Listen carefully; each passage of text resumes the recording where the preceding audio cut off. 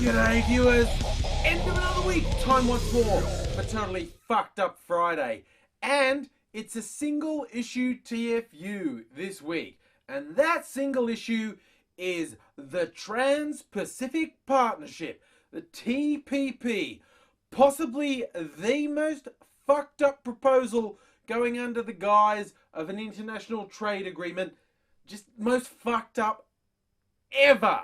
And the weird thing is, the one thing we can say about it for sure is it's horrifically anti-democratic, because all of the negotiation has been done in secret.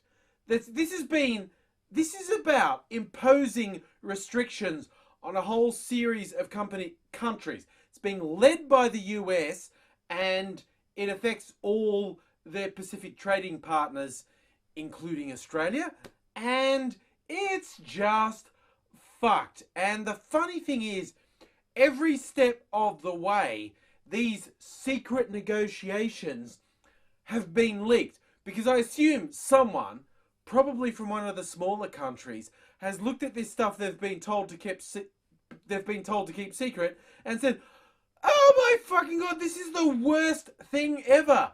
I have to tell the world about what is happening." And it's fucked.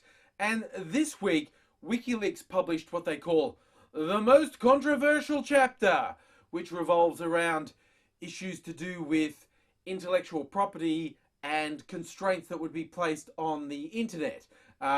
Apparently restricting access to things like generic medicines, particularly in smaller and poorer countries, isn't controversial, because fuck poor people, right? But if you screw up the internet, rich white people get affected. So let's lose our shit over that. And that makes some sense. You know, when you're trying to get people motivated to take action on something that will affect someone else that they don't know, isn't that compelling? But something that fucks up their everyday life, that's pretty bad.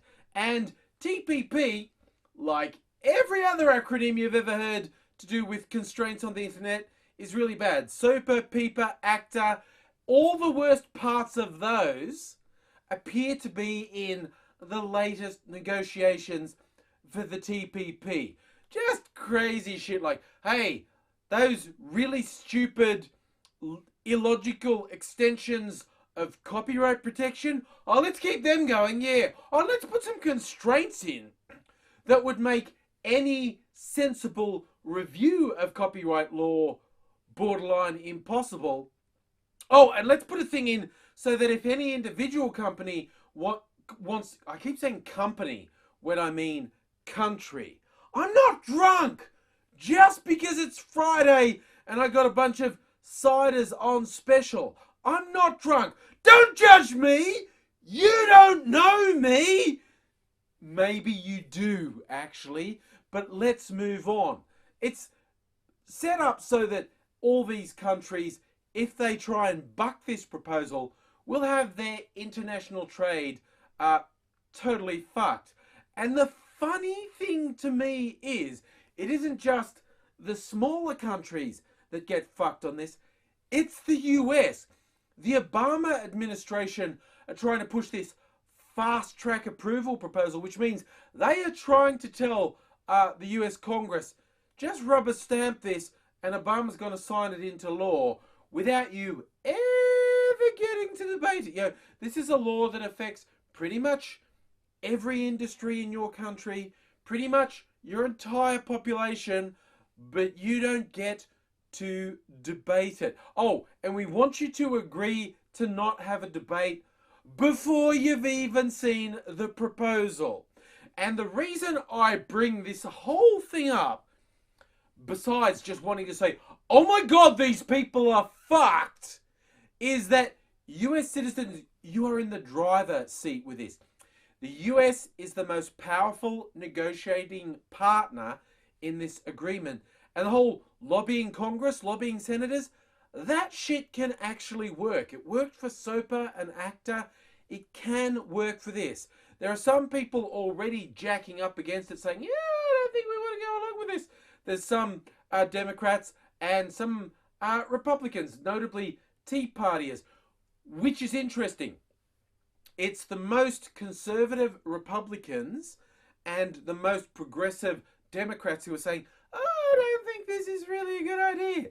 The establishment Democrats and the establishment Republicans are all about, hey, yeah, let's just have this happen. And I've given up on my own fucking country. Abbott, my Prime Minister, is just going, oh, yeah, they'll work it out. Maybe there's some bad stuff in there, but eventually we'll work it out. I think, every billionaire he knows has told him, this is good, just do it. They've either said that or, shut up and take it, bitch! Either way, he's happy to go along with it. So yeah, the US is in the driver's seat and US citizens are in the driver's seat. There is a buttload of links down here with all the horror revealed. And just getting and lobby your Congress, lobby your senator, and support someone like the EFF, the Electronic Frontiers Foundation, who lobby people, because it is actually possible to head this bullshit off. And every time I bring this up, I always say, this is only temporary. If we, the people, get a victory on this and stop this bullshit, it's only temporary. These vested interests will get in. They buy these politicians. They've goddamn paid for these politicians, and they want their result, and they're not going to give up. And yeah, the restrictions on the internet are just crazy shit, like criminalizing normal behavior, like wanting to use whatever device you own to play media that you've legally paid for. I'm not even talking about torrenting and downloading. I'm talking about shit you've legally paid for, them wanting to be able to limit what devices you can play that on. It's like, no, I don't care that you paid for it. I don't care that you bought that device. You can't make that play on that unless we let you. We don't want you to own stuff. We want you to license stuff, which means we keep screwing more and more money out of you. Oh yeah, we want to fuck up net neutrality. We want to fuck up the entertainment industry. The weirdest thing of all is that when you really look at it, these industries that think it's going to benefit them, and when it comes down to intellectual property and copyright, that's record companies, film companies, TV companies, they think putting these really extreme restrictions in place will help them, and it won't. This is just history repeating itself.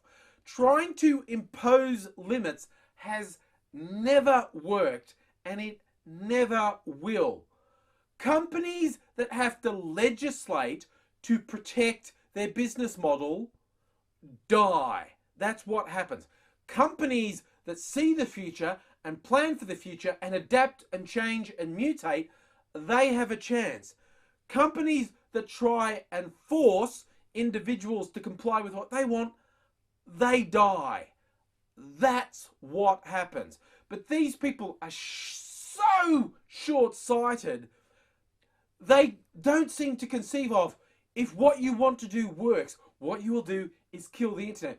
What you will do is kill the billion-dollar industries that exist on the internet. You will kill yourself, but you're too fucking stupid to realize it.